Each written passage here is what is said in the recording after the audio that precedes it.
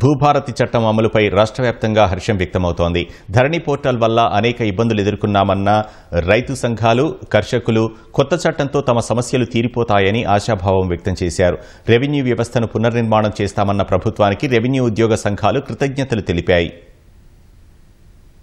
రాష్ట్రంలో భూ సమస్యల పరిష్కారమే లక్ష్యంగా ముఖ్యమంత్రి రేవంత్ రెడ్డి నేతృత్వంలోని ప్రభుత్వం భూభారతి చట్టం 2025 అమల్లోకి తీసుకొచ్చిందని ఉద్యోగుల జేఏసీ చైర్మన్ లచ్చిరెడ్డి అన్నారు.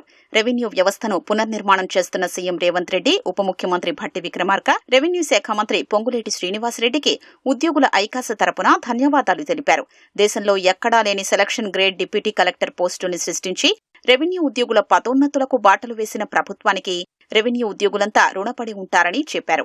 భూభారతి చట్టాన్ని తీసుకురావడంపై రైతు కమిషన్ ఆనందం వ్యక్తం చేసింది. సీఎం రేవంత్ కు రైతు కమిషన్ చైర్మన్ కోదండరెడ్డి నాగలి, ఎడ్లబండి బహూకరించారు. భూభారతి పోర్టల్ను ప్రారంభించడంపై నల్గొండ రైతులు హర్షం వ్యక్తం చేశారు.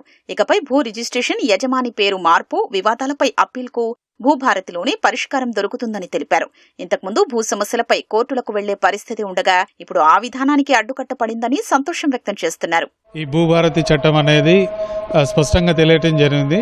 రైతులకి ఇదొక సెక్యూరిటీ, ముఖ్యంగా ఇదొక భరోసా. గతంలో ఏదైతే 33 మోడ్యూల్స్ అని ధరణిలో ఉండే, ఇప్పుడు దాన్ని 6 మోడ్యూల్స్ కింద చేయడం జరిగింది.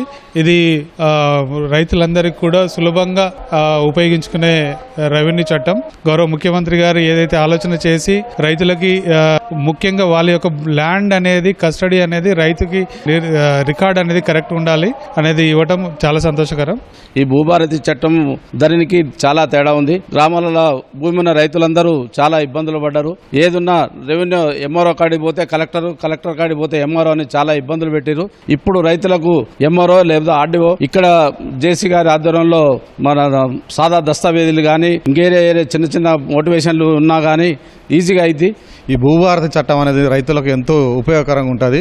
గతంలో ఈ ధరణి పోర్టల్ తీసుకొచ్చి పేద రైతులు చాలా మంది, ఎంతో మంది ఇబ్బంది పడిన దాఖలా పేపర్లలో చూసినాము. గతంలో రంగారెడ్డి జిల్లా చూసినట్టయితే అధికారుల ముందల కూడా పెట్రోల్ పోసుకొని తగలబడ్డ దాఖలు కూడా ఉన్నాయి. ఎందుకంటే గతంలో ఉన్న రికార్డులని తారుమారు చేసి కొంతమంది అధికార దాహంతో వారికి వచ్చే రీతిగానే ఆన్లైన్ చేసుకోరు. మిగతా పేద రైతులది వాళ్ళు ఆన్లైన్ కాలేచేట్టు వాళ్ళు చాలా ఇబ్బంది పడ్డారు. ఈ భూభారతి ద్వారా చాలా మంది రైతులు హర్షం వ్యక్తం చేస్తున్నారు.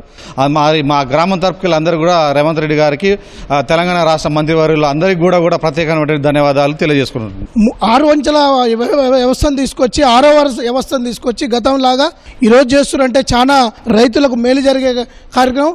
అలాగే ఇప్పుడు మాది ఒకటి మొటేషన్ కావాలి, కానీ ధరణిలో ఇంతవరకు కాలే. ఇప్పుడు భూభారతి వచ్చింది.